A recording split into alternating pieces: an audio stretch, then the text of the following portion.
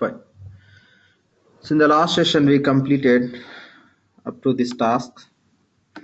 We created employee user and we assigned the roles which are required for this user to act as implementation consultant. At the same time, what are the roles?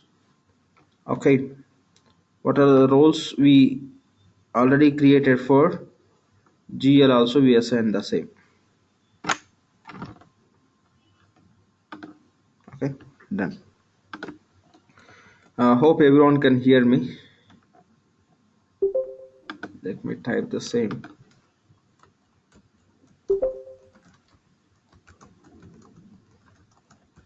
Hope everyone can hear me.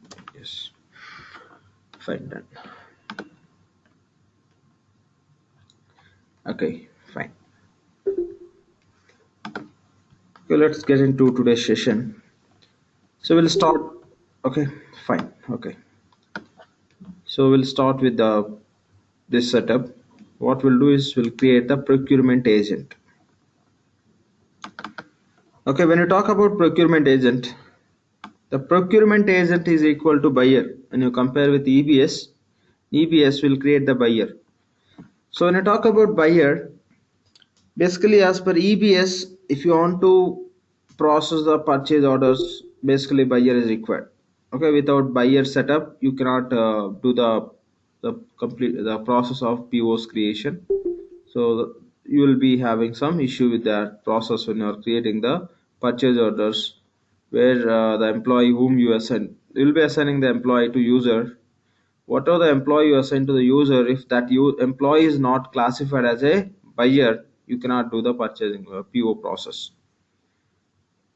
In Fusion also it works in the same way, but apart from that, if you are trying to create supplier site from the user, which user is not classified as a procurement agent, here the user means you treat as employee. Okay, so if that employee is not classified as a procurement agent, you cannot create the supplier sites. The other point is you cannot create employee as a, you cannot create user or say employee. Let's take here user we are creating from IDM as well as HCM. Okay, I'm taking the term as a user only. You cannot create IDM user as a procurement agent. I mean to say you cannot classify IDM user as a procurement agent if the user is created from HCM. Whatever we created yesterday, that user we created from HCM, which we are calling as employee user. Only employee user can be classified as a procurement agent. The implementation user, which is created from IDM, that user cannot be classified as a procurement agent. Okay, cannot be classified as a procurement agent. This is the point. Just we have to understand here. Just give me 1 second.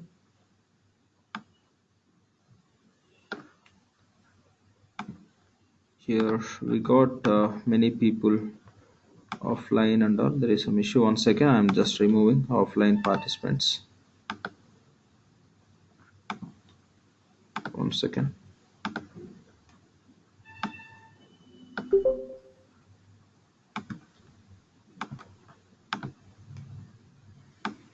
Just give me 1 second. Because for the session, actual limit is only 26 members. So 26 members is exceeded. Just I can same time I can see if you guys are joined and offline. Just I'm removing the same participants so that we'll get room space for other Japanese. Okay, done. Now it's fine. Good. Okay, the point here is the first point. Procurement agent is equal to buyer as per EBS when you compare with EBS. And the second point is you can classify employee user as procurement agent. The third point is you cannot classify IDM user as a procurement agent.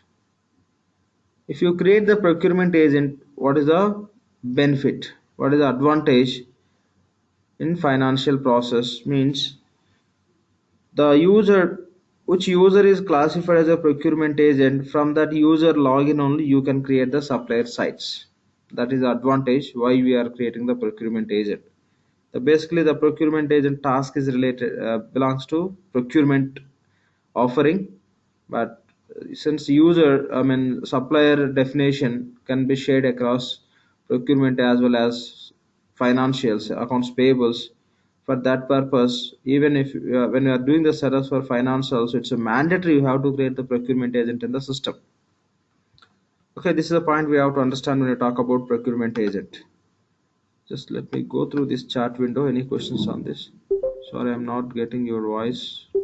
Two times I rejoin login. Okay, Venkat is saying he's not able to hear me. 1 second, let me reply him. Please check your audio options and please choose audio option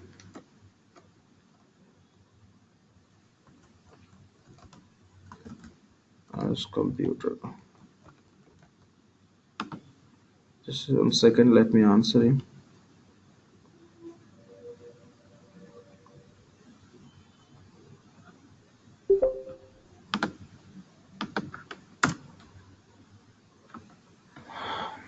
Venkat, can you hear me?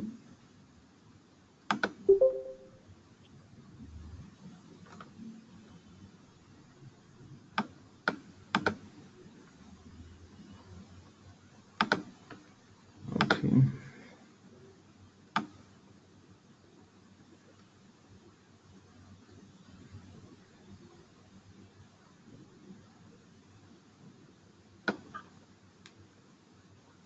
Okay, fine.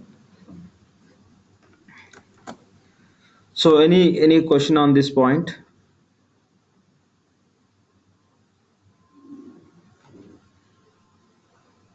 Okay, fine. Any question on this procurement agent? Because it's very important. Without setting up this, you cannot create the supplier sites. And we have a question from Lokesh. At the time of implementation, we will get both the users implementation or employee users. Oh, is I think is trying to ask, do we get or not? Fine, Lokesh.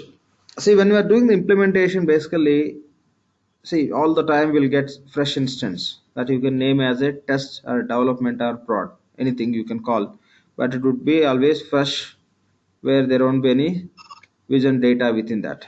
So in that environment, you will get some seeded user from Oracle, but that user will act as an implementation user. That it will work as a implementation user. What you have to do is, so to create, already we have seen yesterday, to create employee user, we require legal entity and business unit. So in fresh environment, how we can expect before we create, we can have legal entity and business unit. With that reason, we cannot have any employee user in any environment when you are doing the implementation. After creating, we have to create the employee user. Even when you talk about implementation user also, by default, some seeded users Oracle will provide. But what we have to do is we have to create our own users and we have to assign the required roles. That's how generally will be working. Think we can have only implementation user in the fresh environment. Okay, we can have implementation user in the fresh environment. That's all. You cannot have employee user. To have employee user, you should complete certain definitions like primary ledger and business unit. Any other questions on this? Because this point is very important. Any questions? No.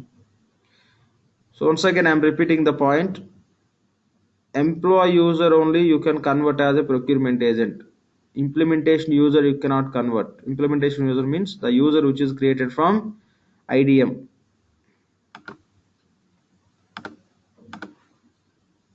Okay, fine.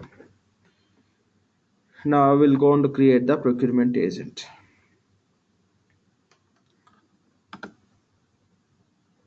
Okay.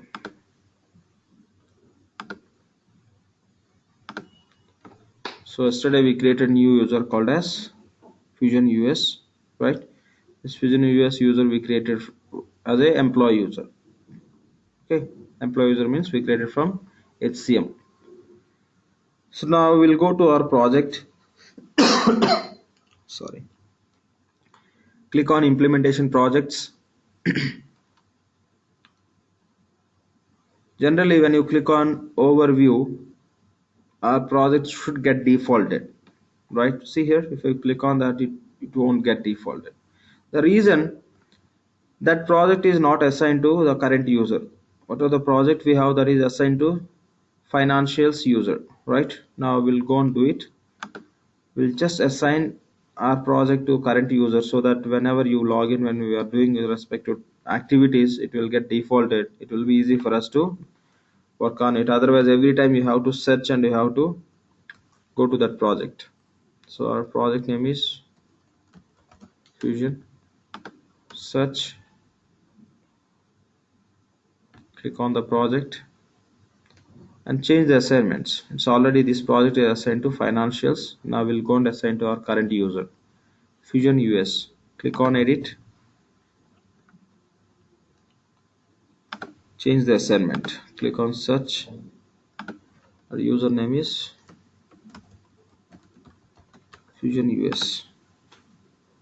Select and say OK and save. Click on done. From now, if you just click on overview, it will get default to this user. Okay. Fine. Now we'll get into this required configuration. We are going to create the procurement agent. Now HCM, this Fusion US user is employee user, which is created from HCM. This user you can classify as a procurement agent. Let's do it. Click on implementation project. Any question? I can hear some. Okay, we have a question from Venkat chat window.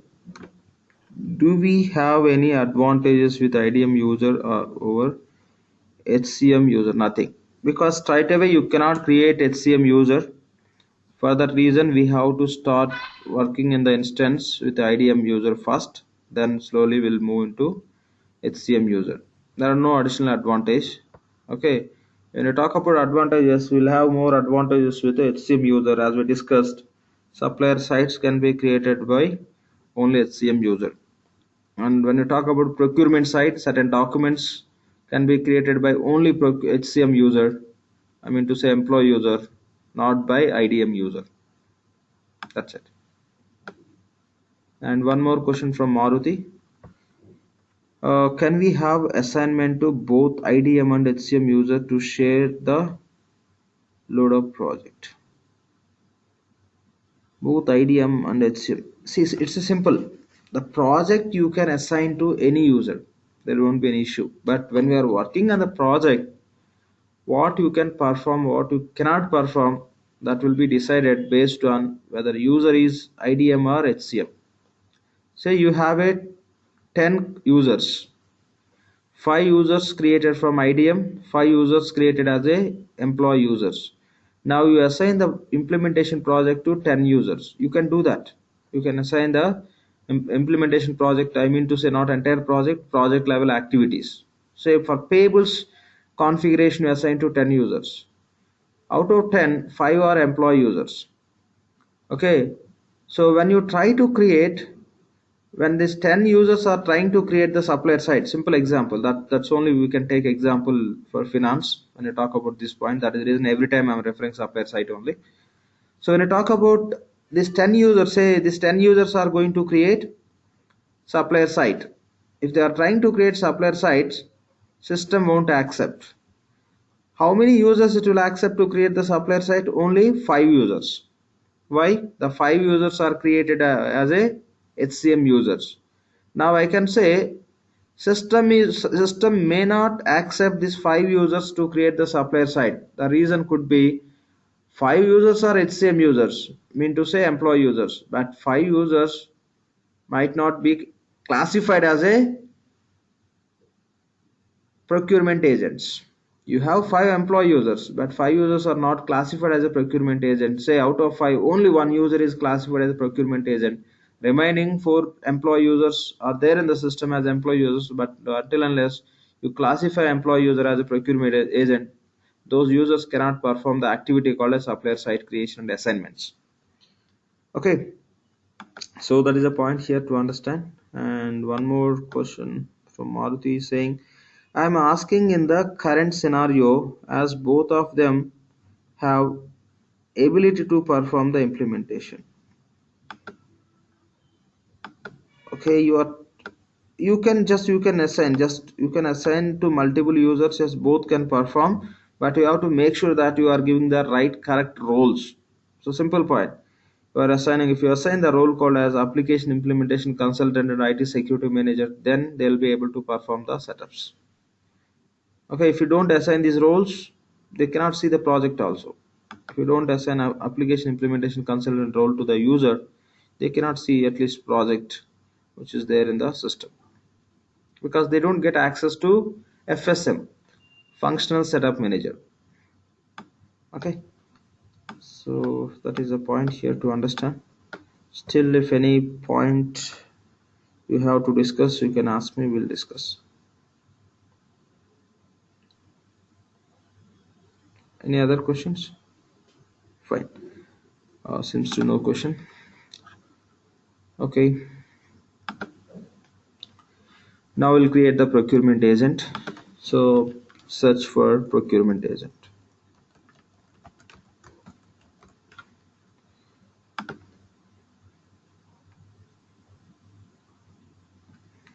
Here we have a task called as procurement agents.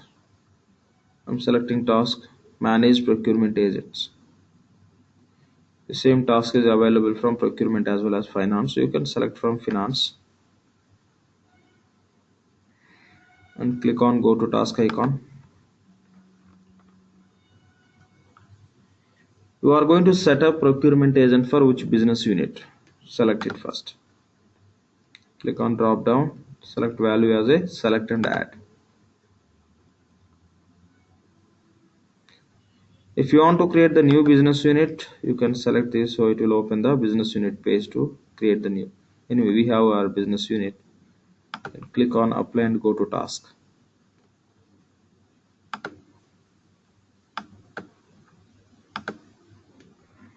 So find our business unit, Fusion US business unit. Okay, select. See here, the point is when you are testing, note this point. If you directly click on this business unit, it will open the business unit, but our intention is not opening the business unit selection. So that is the reason when we are searching like this, after searching, don't click on the name. You can just click on this selection space, or else other than name you have some space right in the same row. There you can place the cursor, that row will get selected. But generally if you search for only one, you no need to select also, that is also there. Okay, if you search for only one, automatically it will get selected. But if you want to select in some specific scenario, say you search with the Fusion, you got 2-3 records. If you want to select one record, don't click on the name. If you click on the name, it will open the BU page. Okay, so that is the reason, just click here in the other space, or here they give an option, some selected space for selection purpose. Then say save and close.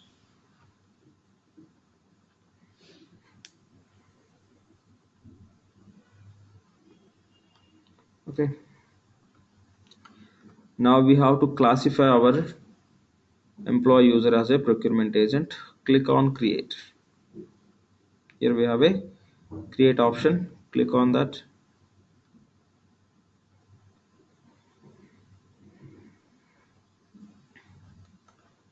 And select procurement BU.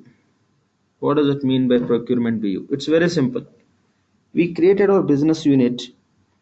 For our business unit view, we assigned business unit function called as procurement and requisition, supplier invoice, and payments. To say payable invoice, okay, payments and billing, customer payment, all these functions we assign. So if you assign the function called as a procurement to any BU, simply you can call that BU is procurement BU. To which BU you assign the procurement function, business unit, business function, that BU you can call as procurement BU. That is the meaning of it. For our BU, okay, we assign procurement business function also. That is the reason our BU can be called as procurement BU. So select our business unit here. Okay, that name is Fusion US business unit, and select procurement agent. Nothing but our current user, Fusion US. Click on search.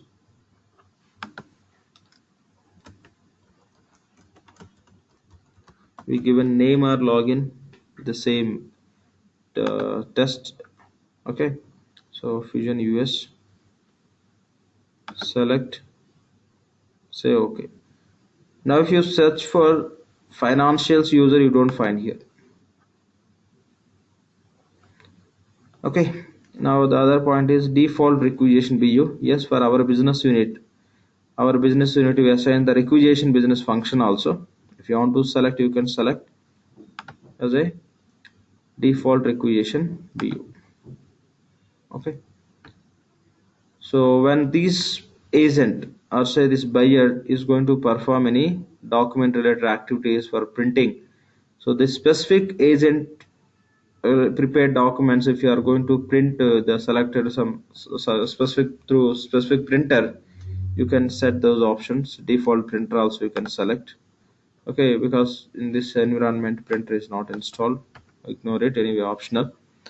And the other point here is, so by default this agent will get rights to create all these kind of documents. These all documents related to complete procurement related documents, requisitions, purchase orders, purchase agreements, negotiations, catalog content, the supplier qualifications, okay, list entries, and spend analysis, and all we have.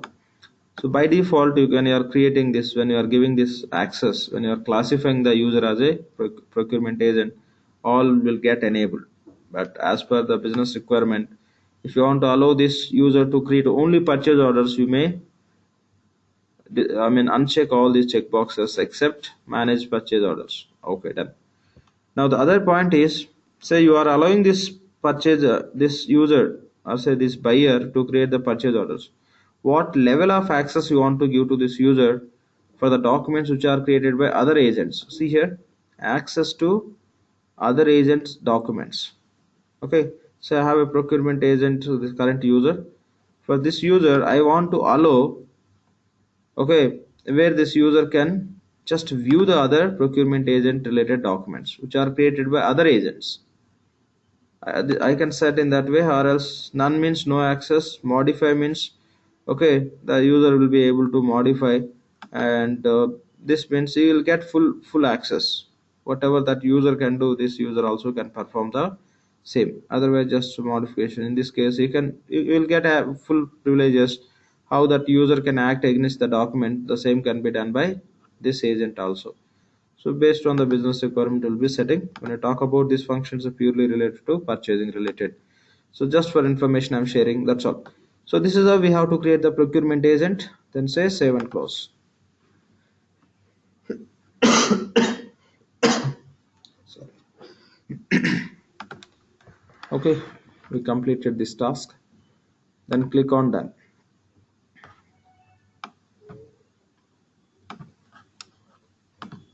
Okay. Okay. Now we are doing the setups for payables. When you talk about payables, so in EBS, as a part of payable setups in EBS, what we do, we'll do the setups like so we have a something like financial options, right? Financial options, payables options, and payable system setup. Okay, that is just for defaulting, no much controls in that. Let's talk about these primary two options. In EBS, we have a financial options. It can be 11A or release 12. We have financial options, which controls the application functionality. With those options only, you can set the defaults. Any information you want to default down the line of business process, we can use these financial options. Here only we can set which future system should allow us to use and which feature you don't want to use in payables. That controls you can set by using the financial options. As we know,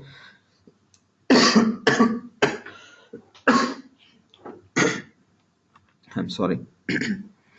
So as we know, these financial options basically can be shared across payables and purchasing primarily. Even the same you can see in the fixed assets also, but the usage and the controlling point of view, it will have a less priority in FA. But primarily these financial options you can make use of in purchasing and payables. So the same functionality, the financial options in Fusion, they're given as a common options for payables and procurement. They're given as a common options. Yes, here within the name you don't see that purpose of that option. They're given financial options, but we know the options for payables and procurement in ABS also purchasing. But here directly they're given the name as common options. Common options, okay, for payables and procurement. This common options for payables and procurement is equal to financials options in EBS. Okay, another point, we have other option called as payables options. In the payables options, we can set the behavior of the payables, right? So how payables has to behave when we are recording the transactions. The financial options for to control and manage the processes related to payables and purchasing. But when you talk about payables, it is very specific to payables application, as we know, right? As we know, this is very specific to payables. So in the payables, you can set a controls on invoice process, payments process, or expense reporting, and withholding tax or interest calculation. We have many features. Anyway, we'll come across all those. Okay, so this is the purpose of the options we have in payables. But when you talk about very primarily, when you talk about payables, we have a primary processes called as invoicing process and payment process. Two process related options you can find in 11 or 12 within the payables options. But in Fusion, what they did, they separated. To control the invoicing process, they given invoice options. To control the payment process, they given separate option called as payment options. Payables options, within the payable options, whatever the functions or controls we have, they separated and they given as two options. These two options are equal to payables options when you compare with EBS. Okay, just these are the two simple points to understand. Okay, now we'll just proceed with the configuration.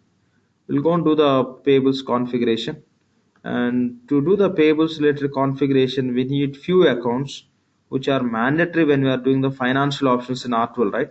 When we are doing the financial options configuration, we need liability account, prepaid expense, discount taken, and we need some other accounts also.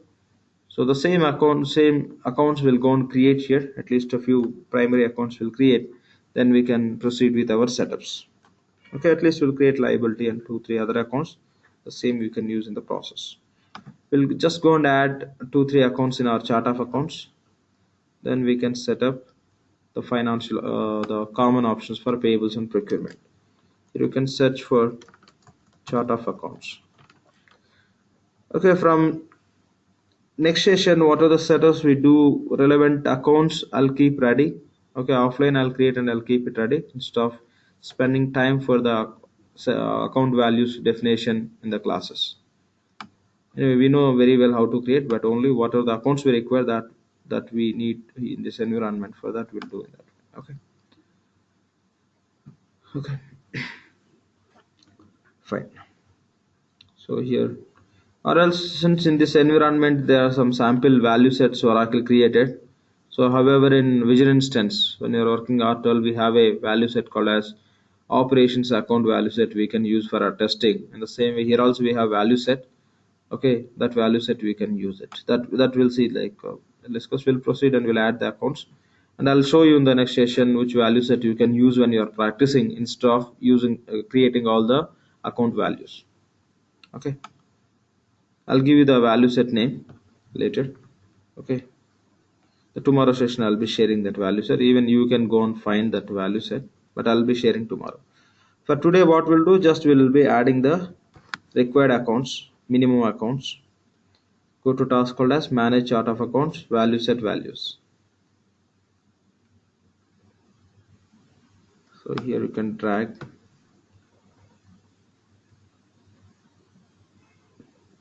This is the task. Lakshman, I have a question here. Please. If I want to search value sets using from backend, because like you said, like the only way that I can be able to use a BA publisher. Yes. Is there any way that you can show us how to? I'll show that. Some That's what point. I said. I said that like when we are working on that BA publisher, even that is a completely technical. I'll take you through very basic level. Okay, so that you can have some understanding. If you have some technical expertise, SQL, PL, SQL, you can just play with that. I'll take you through that when we talk about it. I'll show you how to do that. Since now we are not working on the report, so that is the reason I am not focusing on that much. Okay, we'll take care of that. Fine. Is it okay? I think I don't know who asked this question. Thank you. Yeah, sure, Maruti. We'll do that. We'll do that. We require that information for sure. Okay. Here we given the value set name as a something like Fusion, right? Just search with the Fusion value set code. So accounts we want to add, select Fusion account value set, then click on manage values. Click on search. You can see all existing values within this value set. We'll go and add few more accounts.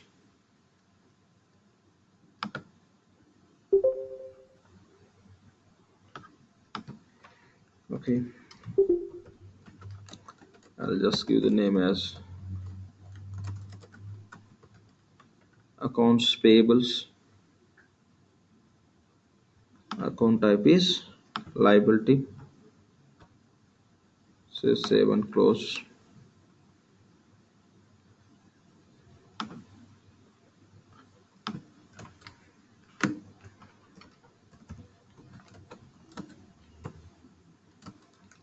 I'll say prepaid expense, nothing but prepayment. Prepayment account type is asset.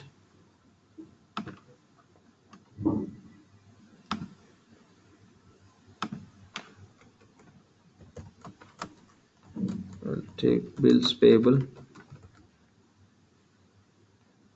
Bills payable account type is liability.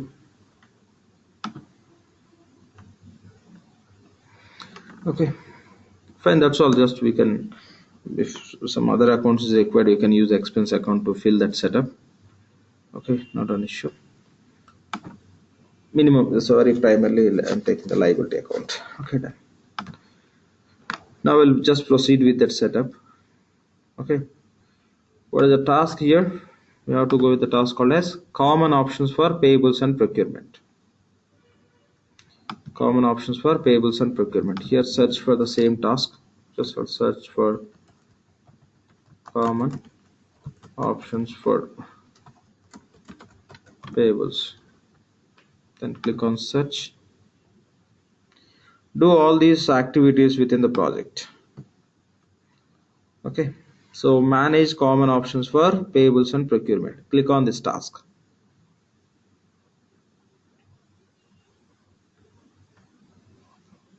Just I'm dragging little right. So this is the task which we selected. Click on go to task icon.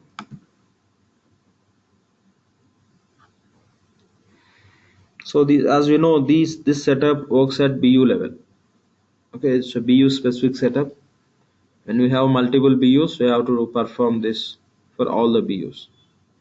So since we are in the within the project, so without asking, the system is selecting the BU name. So that is advantage if you do the setups from within the BU. Just give me 1 second. This limit is exceeded. 1 second, please.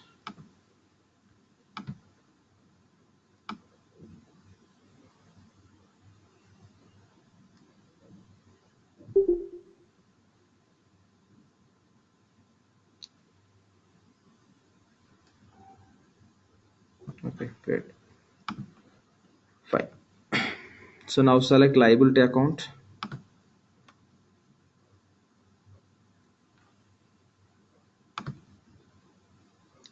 Select company. Select department. Select accounts payable account. Here it's displaying only which account type is liability. Only that values, it's just filtering. Say okay. What I'll do is, instead of just selecting each and every value, I'll just copy and paste to prepayment. There I'll be changing the account.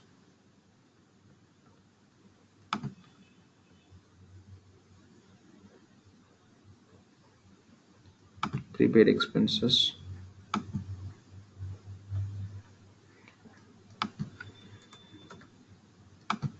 Can provide bills payable account here.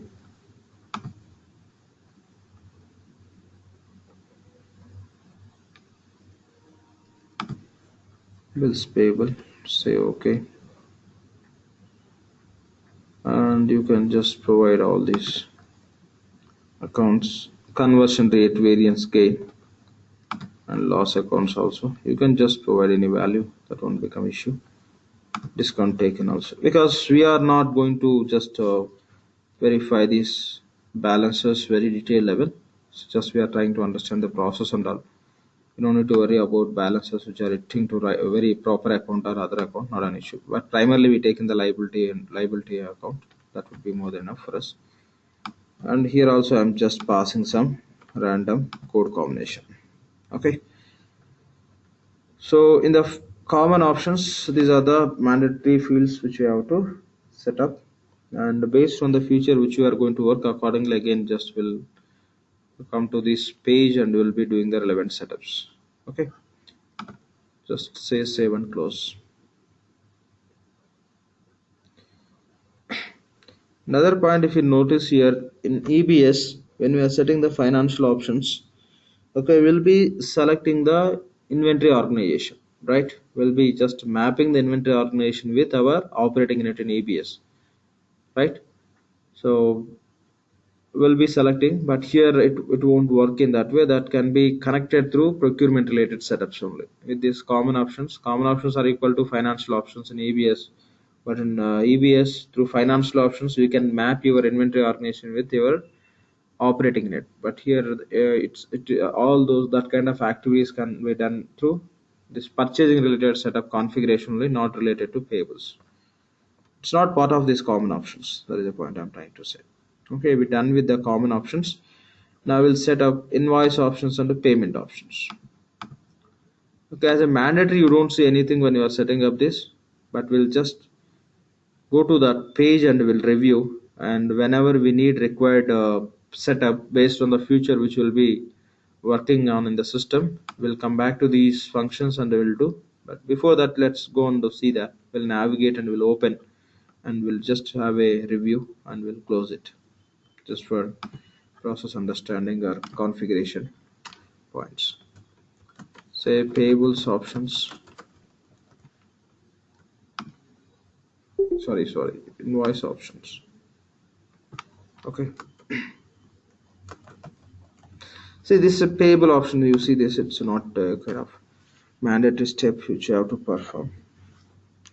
This you see, just define general payables. Under that we have these activities.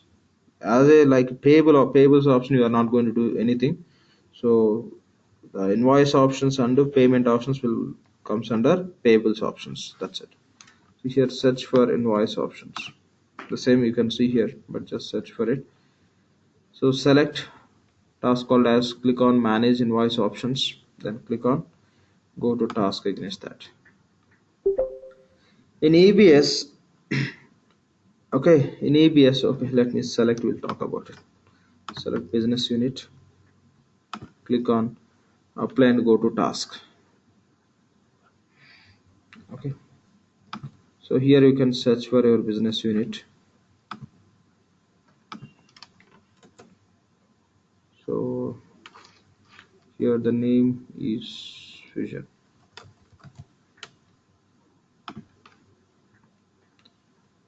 So So Fusion US business unit, select, then say save and close. Now we can navigate to the Fusion US business unit invoice options.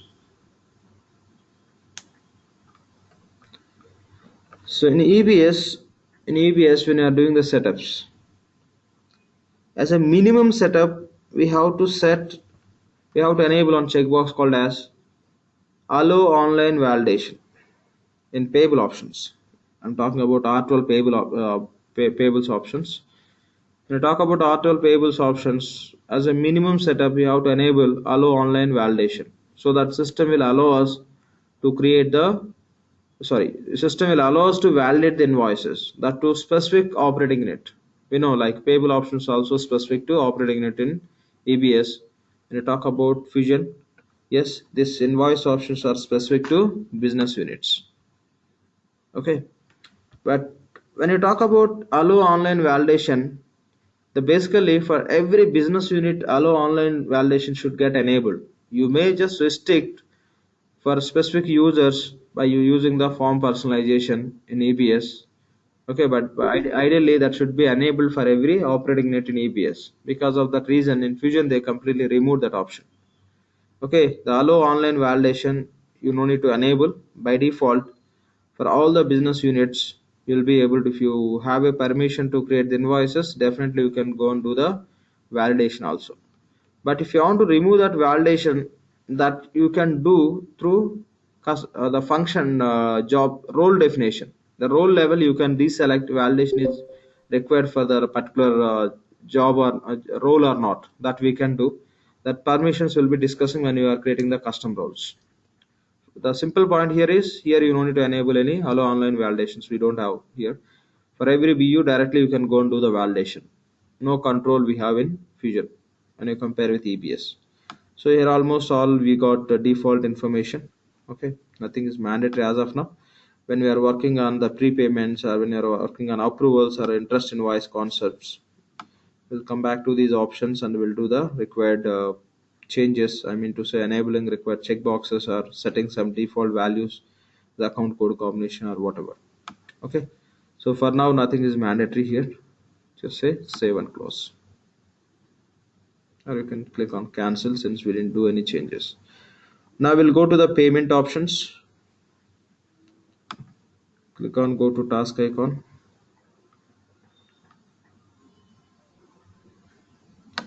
So these are the payment options we can see here.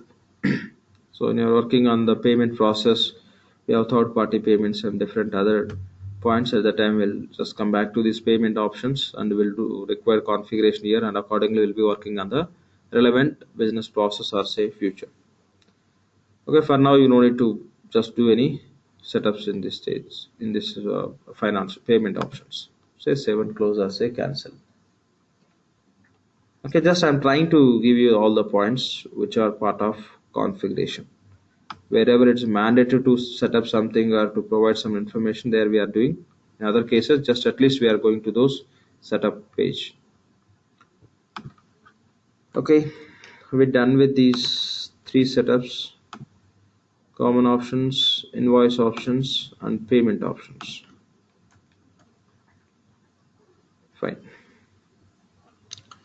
Now other point here is reference data sets. Here let's talk about it. Take simple example here. You have BU1 business unit 1 and BU2 BU3. Okay, BU1 BU2 and BU3. We have 3 BUs. Now I am going to create one payment term. I'll create the payment term.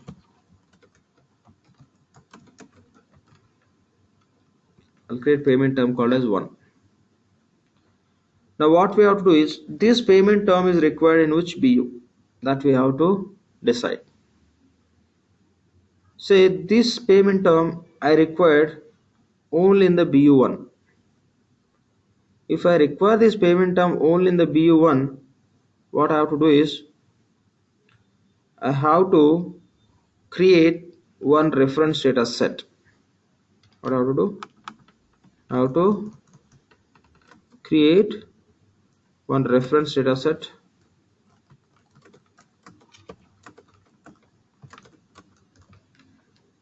and this payment term, okay, this payment term we have to assign to, sorry, we have to assign to this reference data set. Okay, here clear. We have 3 business units. I created one payment term. The requirement is this business unit is required only in the BU1. So in that case, I'll create the one reference data set. The reference data set name I may give as BU1. Reference data set BU1. Okay. Venkat, just one, please just allow me to complete this explanation so that I'll come to your point. Let me complete, then I'll just come to your question. Seems there is some question from your end. Payment terms need to not be specific to BU. We should be able to use in any BU. Can you clarify? Yeah, I'm just coming to that point. Just I'll tell you that. Just you just look into this, because it's not mandatory payment term should belongs to specific BU. That is the reason only we are going to get some flexibility here. Let me explain so that you can post your questions. Okay.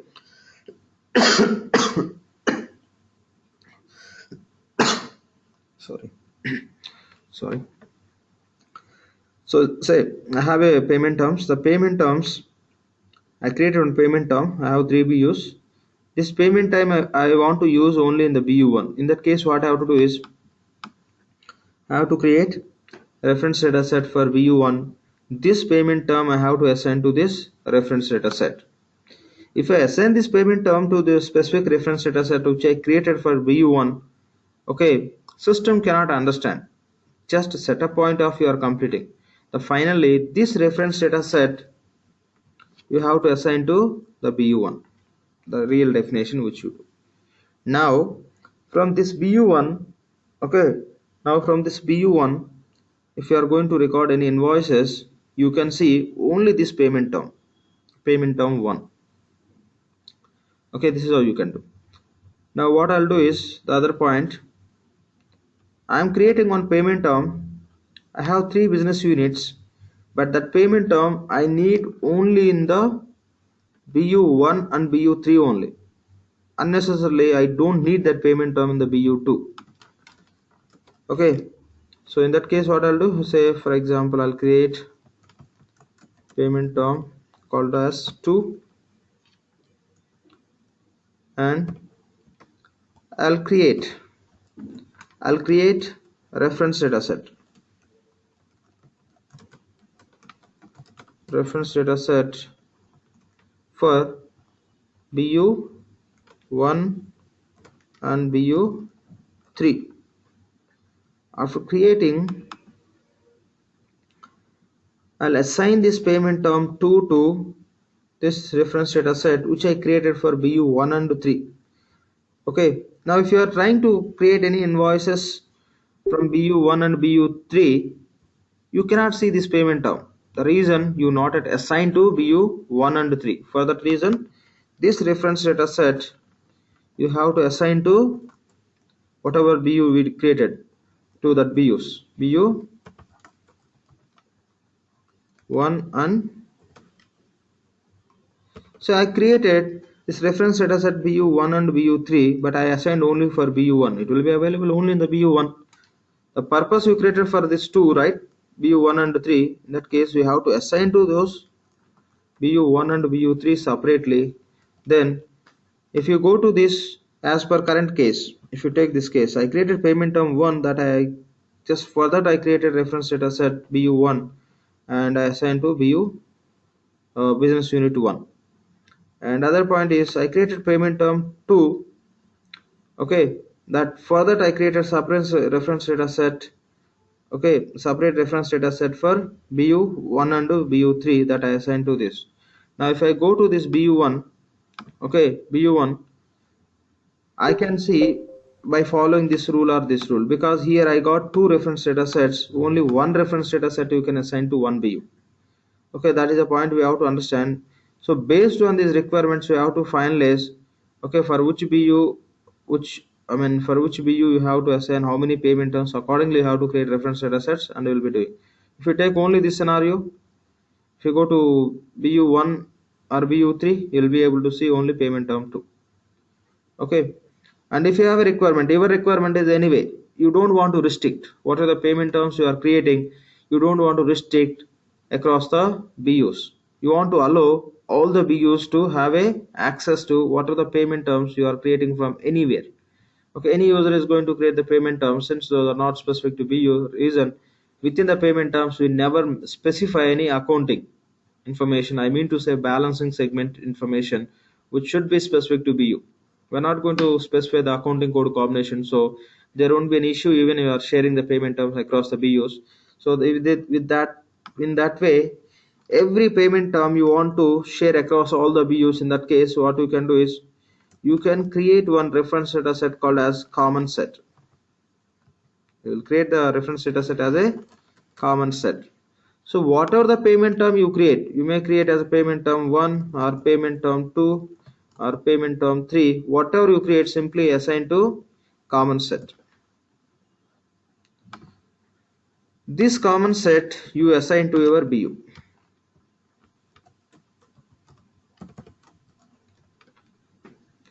Assign to a BU. So when you are working on the BU1, for BU1 common set reference data set name, here I just given the reference data set name as BU1 and BU3, but here I am taking the reference data set name as a common set. Okay, so since we have access to BU1, this BU has access to common set. Already these three payment terms are assigned to common set, so this BU will be able to access to these three payment terms. And where we can set up the reference data set, when we are creating the business unit, you can select the reference data set. In our case, when we are creating the business unit, we selected the reference data set as common set only. That means almost just you can access to everything, what are the payment terms we have in the system. If that payment term is assigned to common set means for the purpose of sharing across all, what are the payment terms you have, for that purpose we'll be using. But in our case also, when we are creating the business unit, we selected common set only. There you can see the name as a default set. If you notice, I'll go to that step.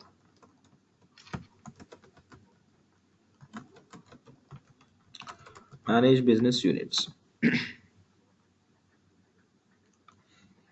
Okay,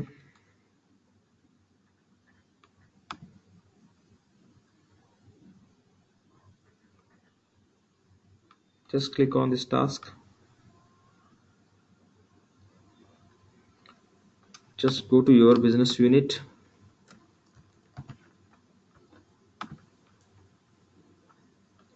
Just directly click on the name. It is appearing as a hyperlink. Now you don't need to select, you have to open, or else you can select from here and you can click on edit, or else directly you can click on this. It is appearing as hyperlink. It will open the definition of business unit, how we created. See here what we selected, default set, the reference data set only. Here they are calling as default. Reason, this will be defaulted for all our BU related information. So it's nothing but reference data set name only, common set, which is a predefined in the system. Okay, this is the point. Now say I created our own reference data set, but that you cannot assign here, you cannot override. Before you go and create the business unit, then only you have to create your reference data set. Then when you are creating the business unit, you can select. Once you select some common set or enterprise set or some other set, later if you want to change, you cannot do that. Okay, at BU level, say you just selected common set, later you got a requirement, you want to restrict the payment terms which you are creating across the BU. You are creating the payment terms which you want to use only for your BU. In that case, we have another place where we can override this default set. Okay, that also we'll see. Okay, now just let me complete the step also. If you have any questions, I'll be ready to take. Okay, so this is a point, and simple point to understand what is the use of reference data set. It's very simple.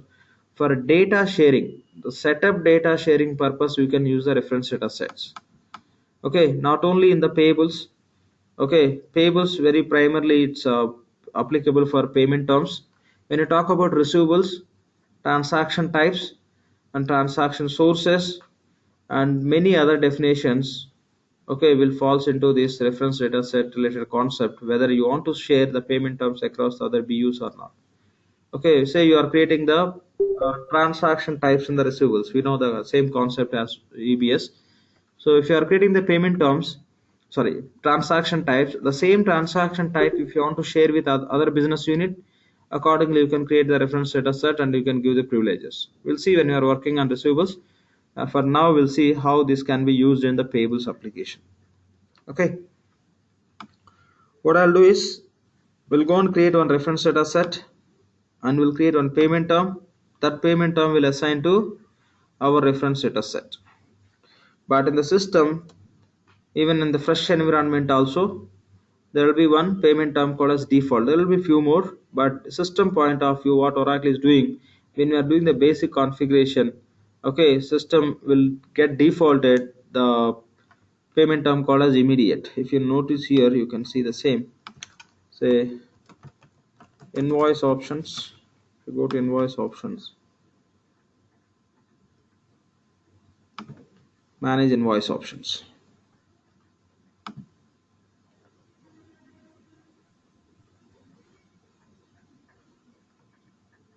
Your system is taking the payment terms as immediate. Okay, so that's how they just set a default and all. So we have to, if you are going to create your own reference data set, you have to make sure that the immediate also assigned to your custom reference data set. Otherwise, this setup will get failed. Please note that point. If you want to use the common set, yes, you can use it, which is a predefined. If you are going to create your own reference data set, say you are creating one payment term. That one payment term you may assign to your reference data set which you created. But at the same time, you have to note the point, already in the system, immediate payment term is there that will get defaulted for your business unit. The setup, simple example is invoice options. If you are going to assign your payment term to your reference data set, and if you are going to assign that to your business unit, since this immediate is not going to belongs to your business unit, that will get failed. That is the reason when you create your custom reference data set, when you are assigning your own defined payment terms, you have to assign immediate also your custom reference data set. That anyway we'll see now. After going through that, you can understand. Any questions, we'll see at that point of time. For now, let me just take you through this, how to create the reference data set and how to assign to the payment terms, where that reference data set we have, how to assign the reference data set to business unit. One place is when you are creating the business unit, you can assign, but now already we taken the common set. Now you cannot go and overwrite. We have another place to overwrite. From there we'll do and you can understand more detail. After completing this, if you have any questions, you can ask me. Okay, because otherwise now it's like just of understanding only for sure. Once we complete that, then you can understand what I'm trying to explain. Fine, first we'll go and create the reference data sets. So search for reference data sets.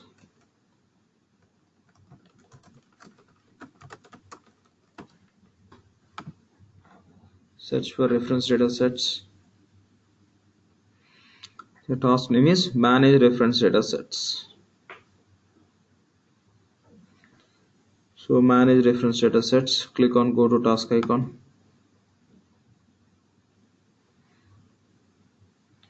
And here manage reference data set, you can see this is optional, but reality is not optional. When you are working on receivables, it's mandatory, 100% mandatory. For payables, it's not mandatory. If you have a requirement, if you want to manage in that way, you can use it, otherwise you can ignore it. But receivables point of it will become mandatory. Why it is mandatory, where it is mandatory, we'll discuss very detailed. You have to create your own for sure in receivables. Just click on go to task icon. It's a very simple definition. Click on create, give set code. I'll give the name as, since code I'll write everything uppercase, Fusion US BU set. Okay, Fusion US BU set. Instead of writing very long name, just I'm giving very short. Okay, Fusion US business unit BU set, nothing but reference data set. And then click on save and close. That's all, just you have to provide this information here and save and close. Okay, we create a reference data set. It's all about kind of label kind of creation, just on definition name we require, which we can use for grouping or tracking to separate the setups with that logic. Okay, we created reference data set. Okay, now what we'll do is we'll go with the payment terms creation. Okay, so create payment terms, search for payment terms.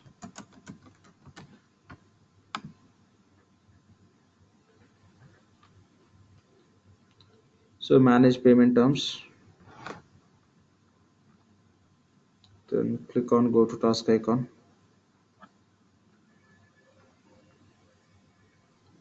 Here there are many payment terms which are created by other users, and most of the payment terms are just delivered by Oracle. Okay, so here you can click on create.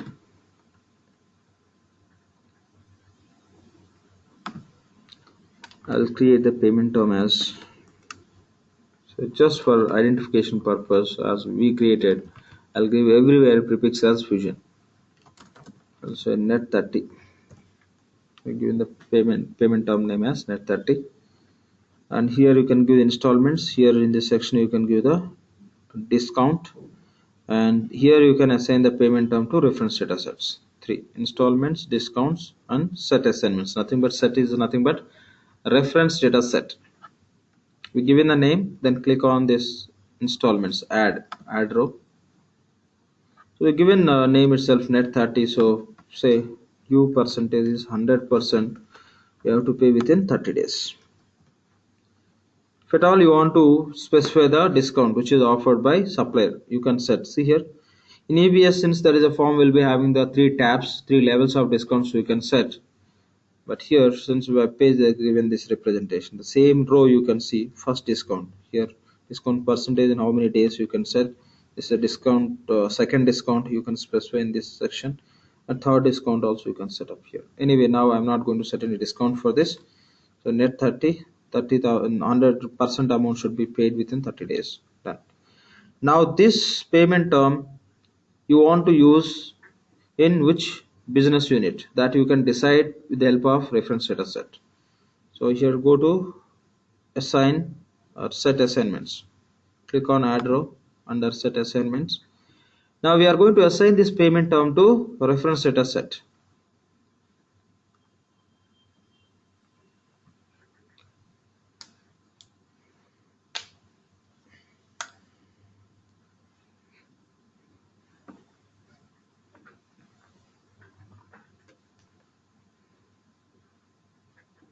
Okay,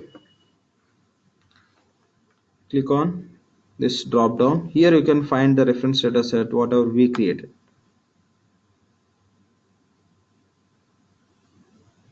These are all created by other users who are practicing in this environment.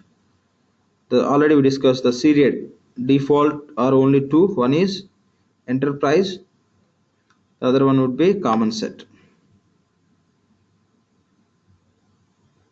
Other one is this common and enterprise, only these 2 you can see.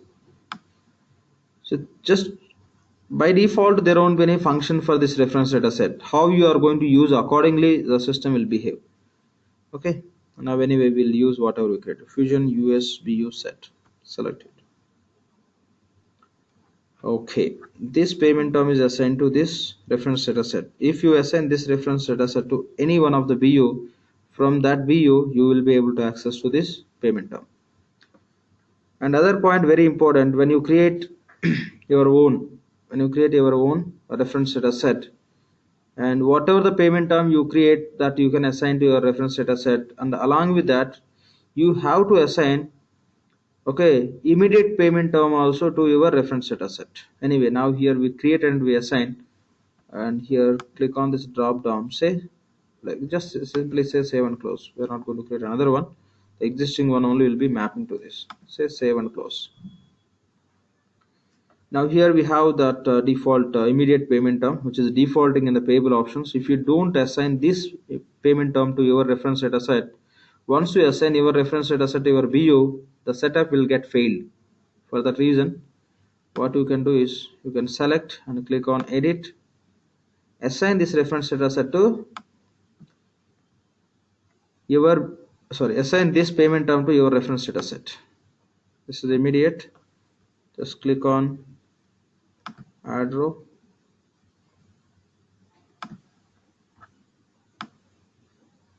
Whatever you create, you assign to your business unit, your reference data set. Along with that, you assign immediate also to your business unit. That's it, because this works as something default since we use a common set at BU level. Done. We assign this payment term also to our reference data set. Now the next task is what we have to do.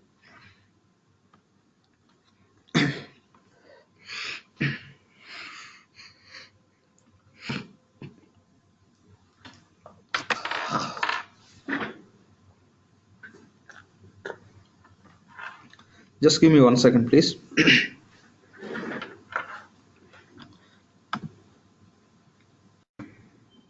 Okay, so we completed that. So here the payment terms also we created. Now what we have to do is, let me add that point here. I think I didn't mention.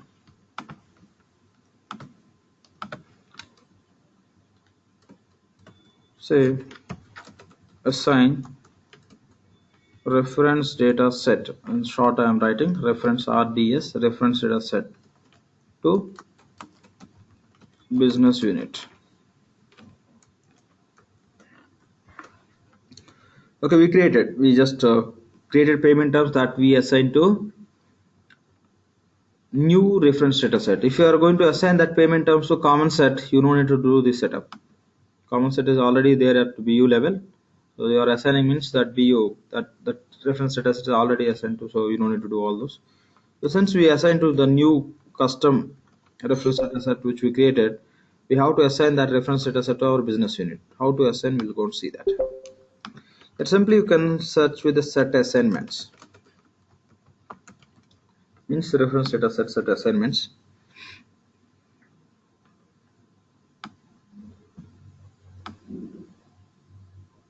So this is actual task. Manage business unit set assignments. Manage business unit set assignments. Hope who are planning to do practice, they are taking the all notes, all the points. Better you can make a note, so really that will be very useful. Okay. And here this is a task. Manage business unit set assignments. Click on go to task icon.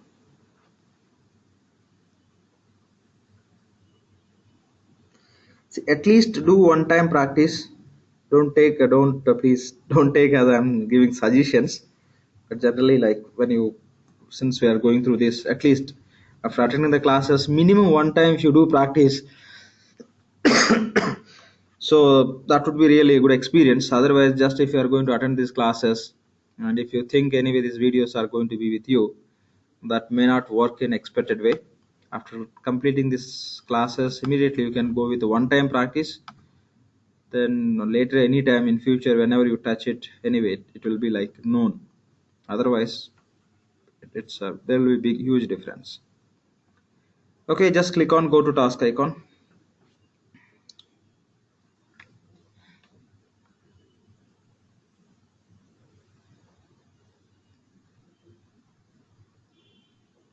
Why it's not responding? Yep. So you want to do this set assignments for which business unit? Select your business unit. Then click on, just select value to select BU. Click on apply and go to task. Find your business unit, click on search, select, save and close.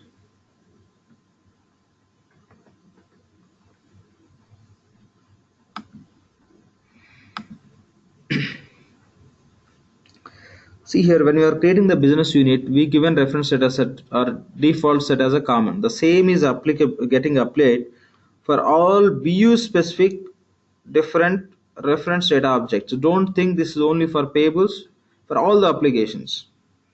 What are the BU specific modules we have, or say as per R12, what are the OU specific modules we have for all the module related reference data objects? This the same reference data set will be applicable. So for BU level, this BU level we selected common set, right? The same is applicable, applying whole regions related to payables, collections related, okay, and other costing, project billing, receivables, and purchasing. For many other all these objects which are BU specific system issues. See for receivables how many we have, for payment terms we have, remitter address we have, transaction source, transaction types is all. You can take decision whether you want to share or you want to use the data as a common data or you want to restrict. That all you can manage. Now anyway, we created our requirement is we want to limit the payment terms to only our BU. For that reason, here you'll be finding that one of the reference data object, here you can see that reference data object as payables payment terms. Go to payables payment terms out of this list.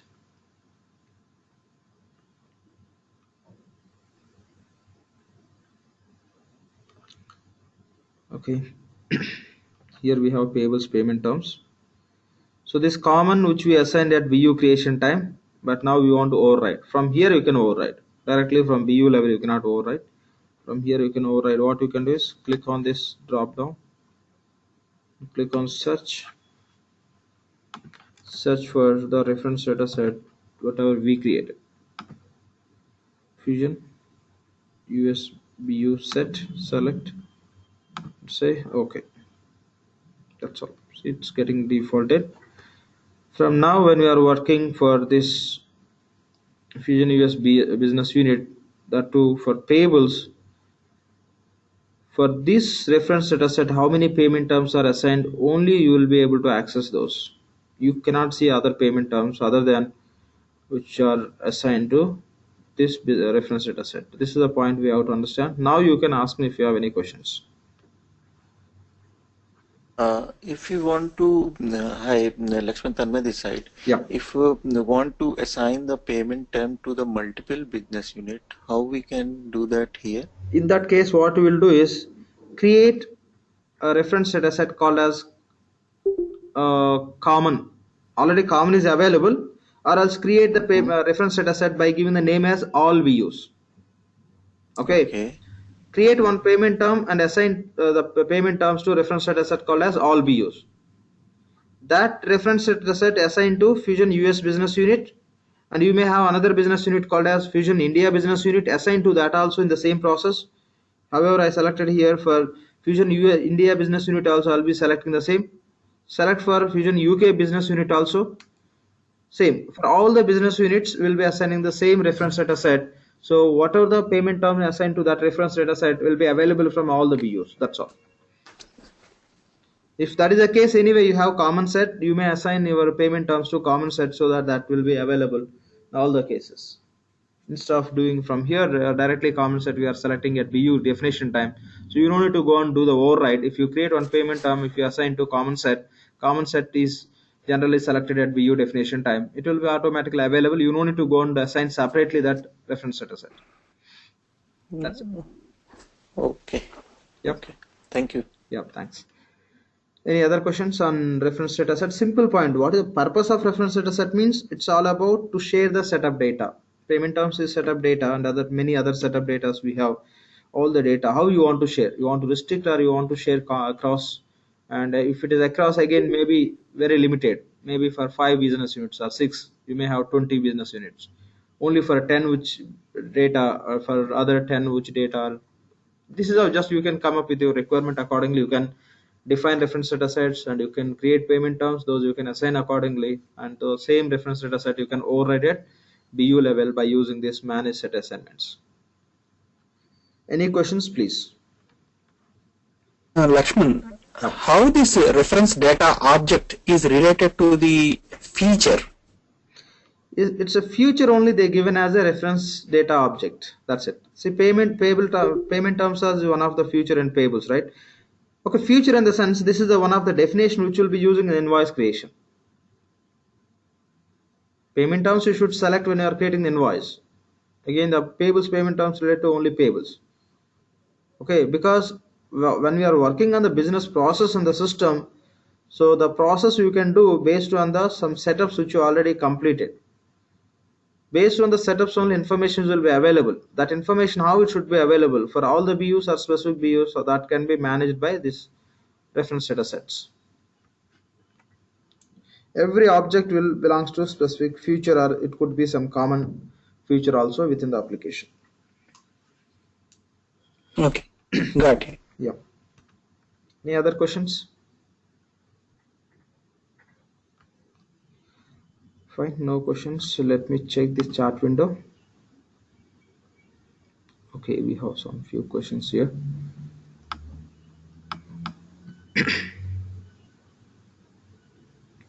So payment terms need not be okay. That I hope that is answered. Maruti, is a reference data set is similar to data access set in GL in R12. Okay. So Maruti is asking one question saying that is the reference data set is similar to data access set in GL in R12. This is the question. I can say it's somewhat similar, not exactly. When I talk about data access set in EBS, we know the data access set is not specific to some function. That is completely related to balance and segment values or management segment values. To give read only or read and write privileges to specific balance and segment values or management segment values, will use the data access set. Or else maybe for entire ledger level or ledger set level, you can use the data access set. Again, the data access set is applicable only for GL, within the GL. But when we talk about reference data sets, okay, this is not at all related to GL. It's completely for subledger applications. Again, it is not directly mapped with the balance and segment values. These are mapped with the specific data objects. That's how these are slightly different, and not exactly, but logic is similar logic. Some logic is similar, but here there is no condition called it's a read only or read and write. It's a full privileges, whether you want to give privileges to access or not. That's how we are defining it. So we have another. Lakshman, and sorry, this is also not equal to the security profile also, because security profile also it's based on the data. Yeah, that is the data, especially BU. Okay, BU, right? Security profile, just you can set like how many BUs you want to access, or else how many other organizations you want to access. It's not related to that security profile also. Here also we have security profile that is completely different. You don't need to relate to that. Yeah. Yeah, here it is purely master data or like a setup data. That's what it is related to. Correct. Setup data, I'll call it as master data. Yes, which we do as a one-time setup, which will be used in the transaction process. That kind of data. Fine. We have one more question from Satya. Any changes, updates to payment terms, will it reflect to all the BUs? Yeah, definitely, because I created one payment term that I assigned the payment terms to say common set, which are where the common set is accessed by all the BUs. If I do change to the existing payment terms, definitely it is applicable. Yes. The same, whatever we have, that payment term is accessible by all the BUs. Say simple example. If you do the change, the same changes is applicable for the payment term. That payment term all BUs are using, so that same update they can see. It's not like for every BU it will get updated. BU wise it won't get updated. Payment term will get updated. Which BUs are accessing, the same changes they can see. That's all. Yes. Final answer is yes to your question. Yep, done. Okay, we did some change here and then say save and close.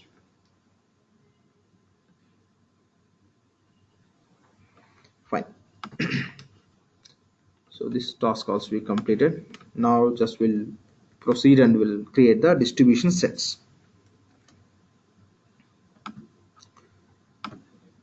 Okay, same. It's there is nothing new in this. Same like we find as EBS.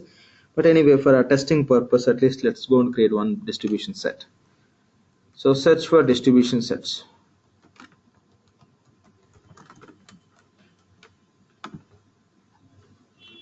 Within the project, search for distribution sets. Task name is manage distribution sets.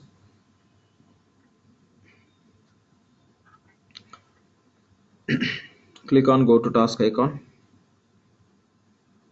Now I have one question here. Let it open. I'll ask that. The reference data set function is not applicable for distribution set. The reference data set function is not the reference data set logic is not applicable for distribution set. Okay, that is the one point I want to give you to ask question next stage. So just I'm going to click on this create. Okay, the statement is reference data set is not applicable for distribution sets. So why that reference data set is not applicable? Why Oracle is not giving for the distribution set? Can anyone answer this? It's not a big question. It's a very simple and simple logic we have for that. Anyone can answer to this question? I can answer. Who is this? This is Maruti. Yeah. Because anytime the account comes into the picture, the accounting comes into the picture, Yeah. you have to restrict it. One by legal entity, another by the security of BU. Exactly. Yeah, correct. The same, just even Satya also passed that message because of BSVs, right? So because distribution set will be mentioning the accounting code combination. When I talk about accounting code combination, that should be specific to BU. So it should work BU level. It should be specific to BU. It should not be shared across the BUs. Since we have accounting logic within the distribution set definition, that's the reason they excluded the reference data set definition. This distribution set for reference data set definition. Okay, it may not be very big, great point, but just let's talk about. I felt to discuss, so I asked this question. Okay, so it should be specific. It should not be shared across because we have a accounting values within the distribution set, which should be specific to BU, right? So let's select this distribution set we are creating for which business unit. So search for your so I'm sorry if you can see here. Just click on this drop down and here we have our business unit, Fusion US business unit. Okay, the name is, I'll take as expense, simple. Okay, for expense I'm going to create the distribution set. So then just click on add. Here you can provide the rules and all. I'll say you can just give the distribution percentage with that multiple values like 20, 30 with different accounts, but here just to simplify the definition I'm giving distribution total 100% should get distributed with the specific account, that is expense account. We know how to create and what base we have to create the same logic. So I'm selecting account as expense account. The same way you may add multiple lines, and in that case the percentage you can share across all where total will be equal to 100 and you can provide the accounts. So done, we created, then say save and close. It's a simple definition of distribution set. The name which we given is expense.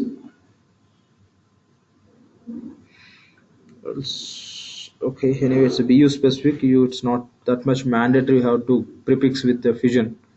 Okay, because only our BU distribution sets we can see, not other BU related. Okay, we're done with this. Now what we have to do is supplier number setup. Okay, when you talk about EBS, we can set the supplier number. Just I want to hear from someone where we can set the supplier number in R12.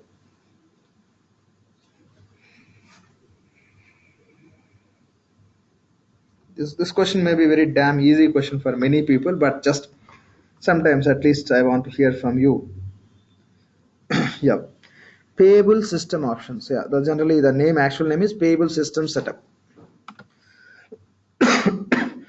Okay, payable system setup. There will be one setup called as payable system setup. Through that we can do that. Yeah. So, but here in Fusion we don't have any payable system setup. Okay, when you look at payable system setup in R12, there we can specify how the supplier number need to be generated, manual or automatic. If it is a automatic, what should be the starting number, it's alphanumeric, or that options will be having, and the default payment terms, and the default invoice and payment currency, these, and invoice match action defaults.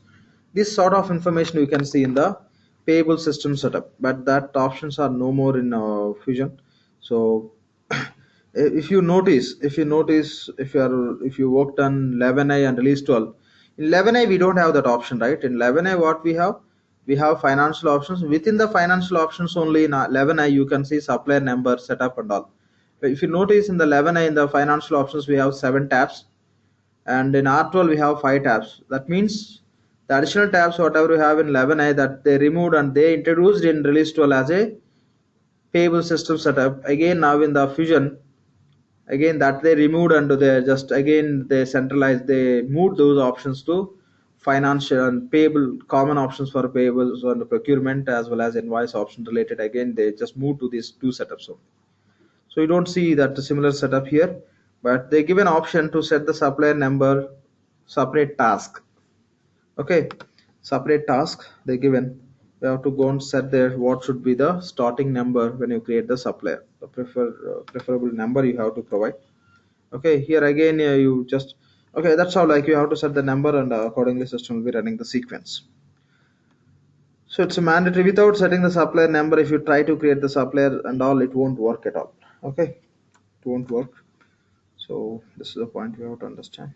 Just I'll move this test to some different place.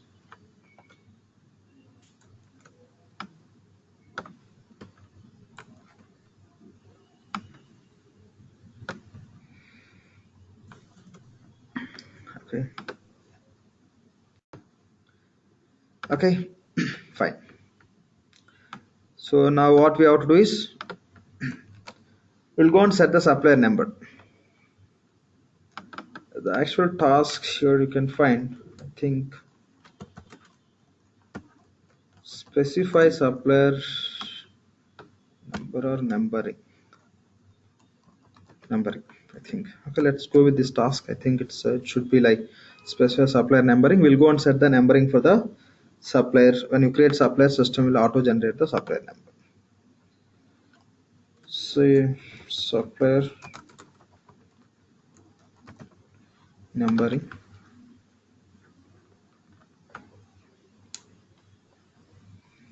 Say specify supplier numbering. Click on go to task icon.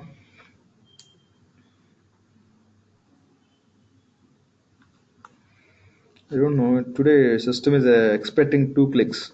It's not responding with 1 click. So since this is already in the use, this instance already is in the use, many suppliers are created. Here you can see seems to there was somebody set up that some number, serious starting number maybe 1 lakh, and it's a running number, running sequence. And when you are practicing also, don't disturb the number which is already just predefined. Just for information I'm sharing this, otherwise this setup is only, it's mandatory in the fresh environment. Now since it's already kind of for a demo purpose, testing purpose, we are using already that number somebody given already. You can change it, but it's not recommended. When you give some number, the same sequence, if you proceed easily, you can identify how many suppliers we have. That would be good information. Okay, even when you may navigate and you can see, but don't change that numbering and all. Say save and close, or say cancel. Anyway, we didn't do any changes. Fine. This is the point we have to understand here. We specified supplier numbering. Now if you want to create the supplier in the system, we require some roles. Being a implementation consultant, you cannot. Okay, implementation consultant means what? Base I am telling. We have application implementation consultant, right? Application implementation consultant and IT security manager roles. If these two roles are if you are going to assign these two roles to any user, that user you can call as implementation consultant. Okay, with these two roles, being implementation consultant, you cannot create the supplier related definition, suppliers and supplier sites, especially let me say supplier sites, supplier also. Supplier and supplier sites you cannot create being implementation consultant. To create implementation supplier and supplier sites, we need additional roles. When you assign that additional roles to user, then only from that user system will give the provision to create suppliers and supplier sites. So which roles we have to assign to the user?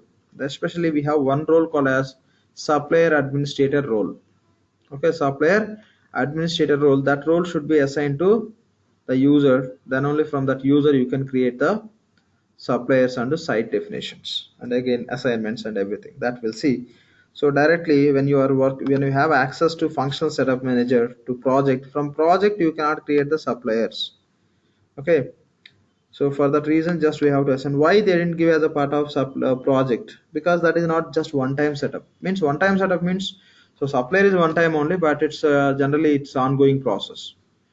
Somebody will take care of supplier definition, vendor management and all. For those people only that privileges should be given. For that reason what Oracle is, they made separate roles. So to whom we are assigning that role, they can have access to suppliers and sites creation. Even directly implementation consultant also cannot have that privileges until unless we assign the relevant roles to implementation consultant. Let's go and do it. So if you want to assign any role to user, we have to go to IDM.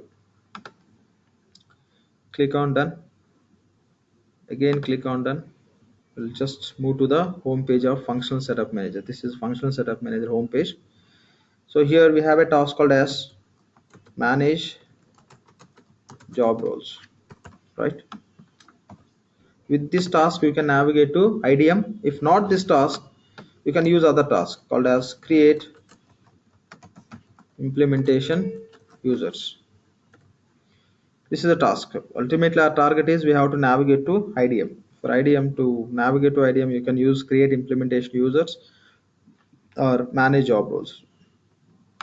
Click on search, click on this task hyperlink.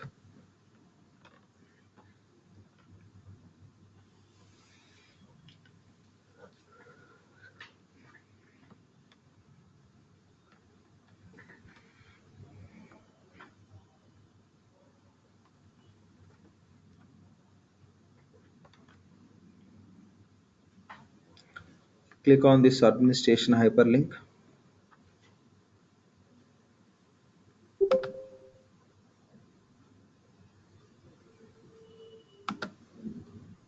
And search for the user. So here our username is Fusion US. Click on the display name.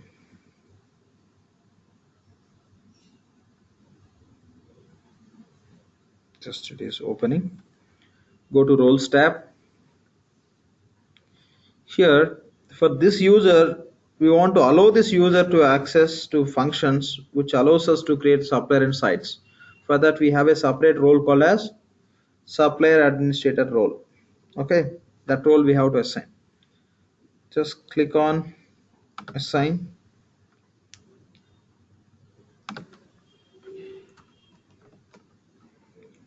And search with the term called as supplier. There are many roles related to supplier because in procurement, complete procurement like purchasing, okay, just it's contracts and iSupplier, and we have many sub-modules as a part of procurement truly related to that, and how the supplier function should work and how in which process that should be allowed. Accordingly, they given many roles related to supplier. So you can see all the roles here. But what we need is we need role called as supplier administrator role. This role is enough. But I recommend you to assign all these roles. This is supplier account receivables related some some different process related, but apart from that, where you see receivables and other, apart from that, I recommend you to assign all the roles. I'm selecting here supplier administrator, hold shift, hold the shift, and just I'm going to the last one also. I'm selecting last one, so all will get selected and click on add. There won't be any issue. You may get additional privileges also, but if you want to test very properly, like go with the same role what we discussed. Supplier administrator role is enough, but I'm going to assign what are the roles we have, which where the supplier name is included, supplier term is included, all I assign. Okay, so in that case, nowhere you find some issue, but even if you go with the supplier administrator also, there won't be an issue. It will be working perfectly fine.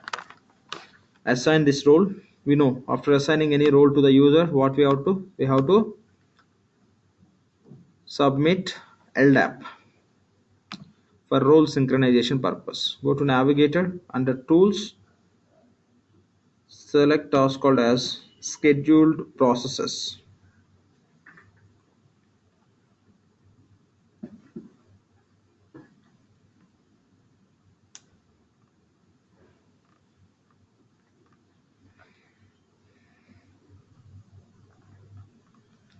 Click on schedule new process.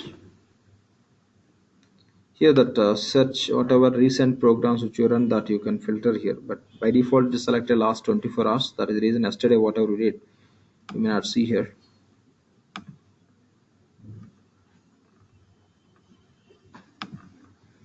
Oh, fine. So from this user we didn't run any request schedule processes. We run from financial user. That is the reason we are not getting here, but generally here this is how you can filter. Okay, from this user, this is the first time we are going to submit this LDAP. Type any test and tab out, it will open the search panel. From here you can type LDAP. This is the actual job name. Retrieve latest LDAP changes and say OK. Just click on OK.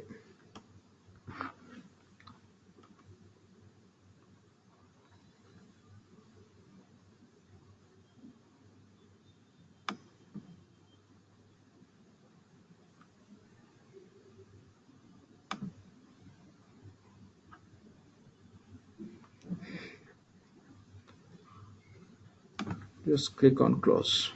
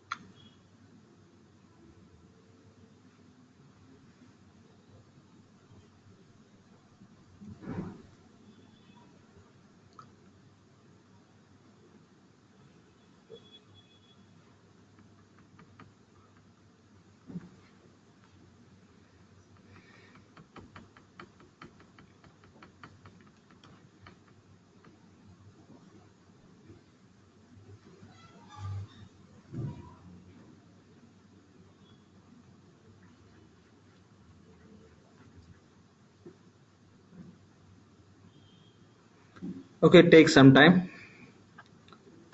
Okay, let it take some time, no issues. What I'll do is just will sign out. See, other point already discussed. It's not at all mandatory to run it automatically. System will synchronize, but it may take some time to speed up the process. We are running that LDAP, but sometimes if you don't run, it won't get updated. That cases also will come across. It won't works in some fixed behavior. So generally, what we do once you assign, you run it whatever. Okay, run it. Then accordingly, it will just update immediate base.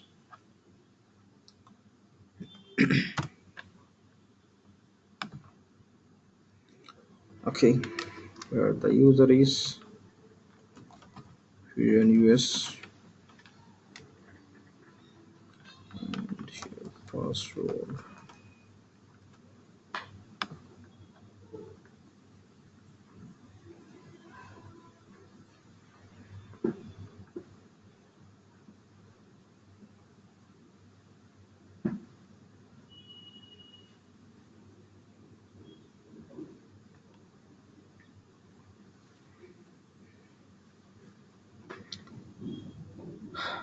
Okay, now if you want to create the suppliers, okay, here, fine, let me mark it as we did. Now we can create the, let's talk about this point, or else if the function is getting updated, we'll talk and we'll do that. Let me check it, it's coming. Sometimes what happens is the role related, the functions of provisioning may not be available immediate base. First we'll check if that is working, means I'll explain and we'll get into that.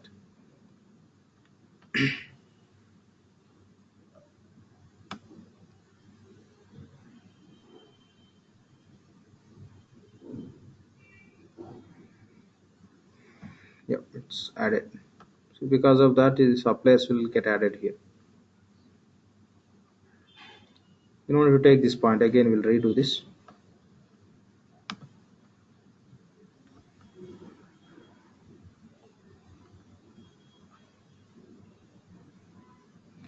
Oh, see, this function is not ready.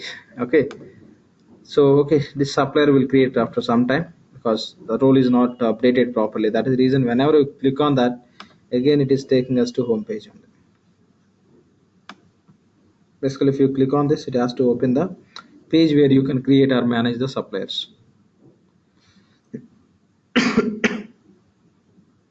It's again just something like it's working as refreshing, no issues. Okay, for now just we'll keep the supplier definition just pending status before we complete remaining setups. Hope this will be ready.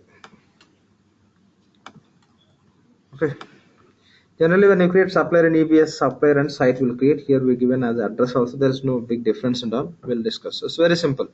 When you are creating the supplier in EBS, what will create, the will give the supplier information and will create the site. When you are creating the site, within the site only will give the address and will give the address name, nothing but site name. But here the address creation is separately they given. Then when you are creating the site, the same address will select, for that will be giving the name. But in EBS, in the same form, we can do both. Address will be writing the same page, in the last you can find on a field called as address name, nothing but site name. That only will get displayed when you are creating the invoice or when you are creating the purchase orders. We know that the same they given as a separate task. But think how we create supplier in EBS, in same process we follow in Fusion also. These 4 tasks which are related to supplier will perform later. Now we'll get into the bank accounts, bank branches, accounts, payables, document, checkbooks and all. You'll see that. Okay, other side already we reached 9 o'clock. Fine, we can wind up the session for today then. Okay, in tomorrow's session we'll start with the setups which are very specific to payments. So by including the supplier and all up to here, all these setups will support for just minimum process called as invoice creation, right? All setups, whatever the setups we complete, almost those all will support for invoice creation. Now if you create supplier, you can proceed with the invoice creation also, but to make the payment we need all these payment specific setups. Before that, of course, to create invoice also we have to open the periods and we have to assign the roles also. Without that you cannot do. Anyway, most of the setups which we complete which are related to invoice process. Okay, in tomorrow's session we'll start with these setups, and hardly these setups will take not more than half an hour. So the rest of 1.5 hours will be working on the transaction process. Sorry, the invoice creation, payment creation, and we have a different concepts which need to be covered in payables. We'll go one by one. Okay, so that's all for today from my side as a session. If you have any questions, please you can ask me, we can discuss. And who doesn't have any questions, who don't want to participate, those people can leave from meeting if there is some urgency to leave for office or from India and some other. Any questions? Now, no more discussion we are going to have on subject point of here. I mean to say as a session. So you can stay here, stay back. Only if you want to ask some questions, or else at least you want to hear some answers for others' questions. Any question from anyone? The question may not be based on today's session, previous classes. Okay, it can be question can relate it to our first session, our second session, third, fourth, fifth, sixth, anything. Lakshman, I have a question, sir. I can hear a lot of noise. Oh, I'm sorry, Maruti. This is very. I cannot hear your voice also. That much noise I have. Have you? Hello. Can you hear me now? Now somewhat better, but I can see the same. Earlier it was fine. I'm speaking. I just want to ask, like, when we log into IDM, so instead of going into administration, is there any way that we can come back to to click the administration? So when you log into IDM, you don't need to log in. You can proceed with the same. I mean to say is like when we went to IDM. Okay, you went to IDM. Okay, you are in IDM page. Yeah, tell me. You are in IDM page. Then now you are in FSM, right? Like you are going to IDM. Yeah, correct. IDM. Then tell me what. Okay, think we are in IDM. Then. Okay. Then there is a space called administration.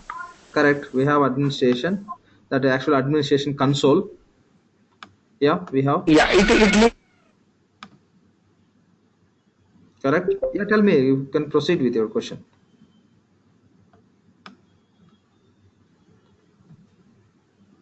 Hello. Delegation administration.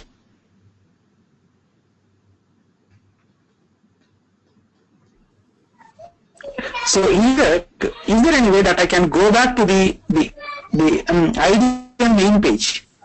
IDM home page you want to go? Yeah. Yeah, so very simple.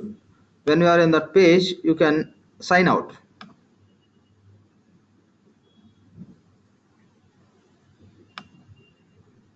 Okay, basically it has to open that page. I think maybe they're connected to this only.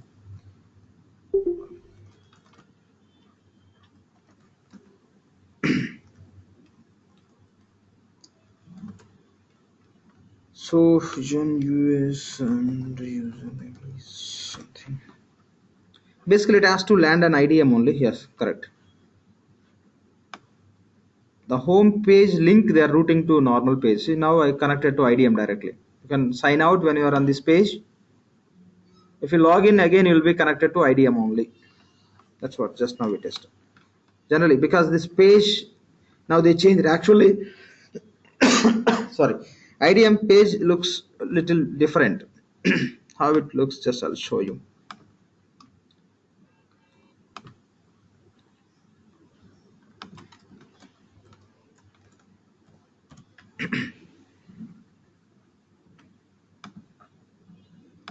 This is the IDM page. 1 second, not this. I just connected. I'm clicking on that. This is the IDM page. This is how you have to get. But I think just in this environment they routed to application home page only, login page. Generally, it looks like. This is like a WebLogic. It looks like WebLogic. Yeah. Fine. That's it. Fine. Any other questions? Do we need to if you want to quickly have will it have different? I cannot understand properly. I cannot understand. There is there's a lot of noise. I can hear it. Your voice is not at all clear. Okay. If you don't mind, you can ask questions today. I can see some issue with from your side. You may ask questions tomorrow, or else we can connect offline and you can ask me. No issues. Only the challenges I am not Sure. able to understand properly. Okay, fine. Don't mind, please. Just we'll see. Yeah, No, sure, no problem. yeah. Thanks. So, any other questions? Yeah, I can see a few. I think questions in chat window. Let me go through one by one. I did not find the review right page in Google. Okay. Any other questions? Lakshman, Yeah. I have a question. This is Satya. Satya. You know, in the common setups, right? Common options. Yeah.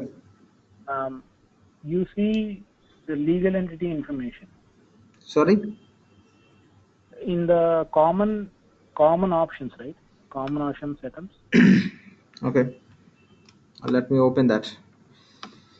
Okay.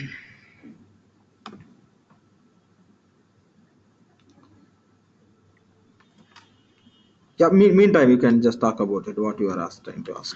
So yeah, it's like in 12 it is not there, right? What is the significance of that?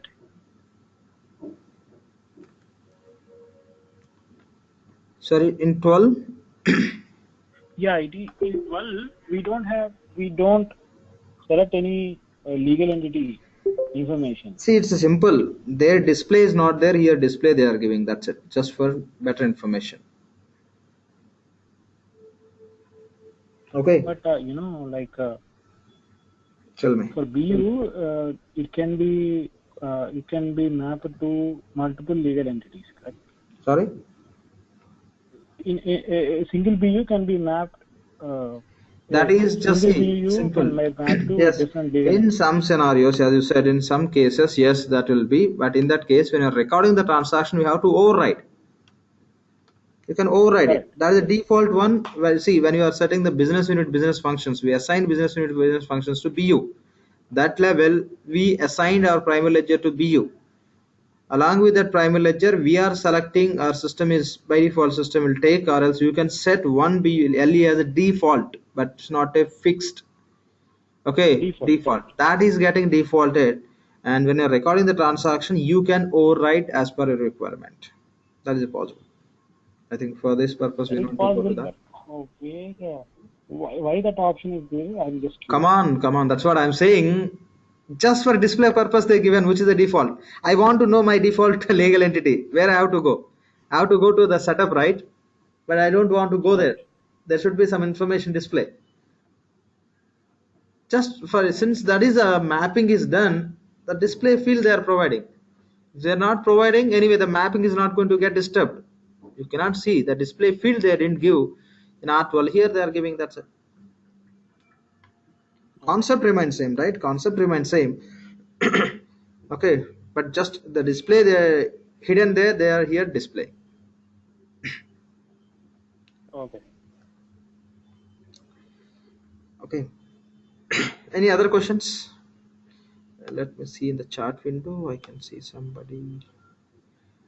Okay, there is question from Malik.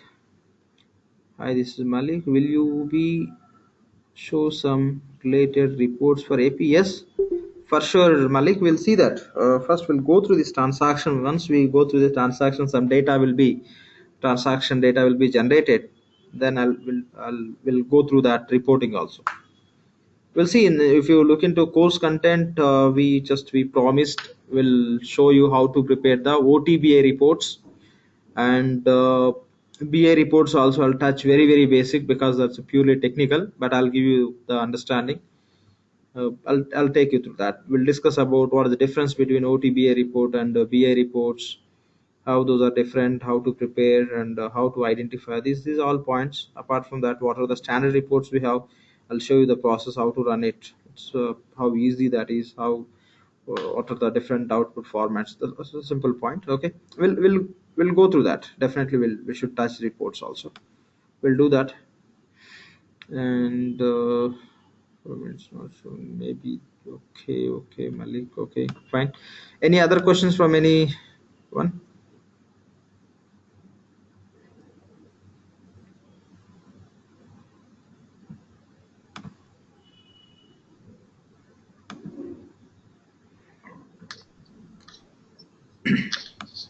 Lakshman, this is Venkat Lakshman. Yeah, Venkat. Yeah. These standard reports in R12, the Oracle reports, still remains the same in Fusion also? Yeah, same we have.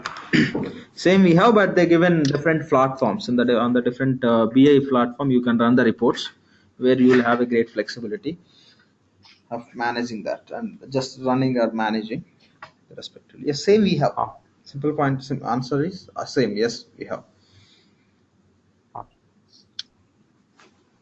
We'll discuss more on this when we are working on that relevant concept. Okay. Fine. Any other questions? Okay, I'll be available here for 5 more minutes. If somebody has some question, you can ask me. Otherwise, you can leave the session. But I'll be available for 5 more minutes, even if no question. Okay, that's it.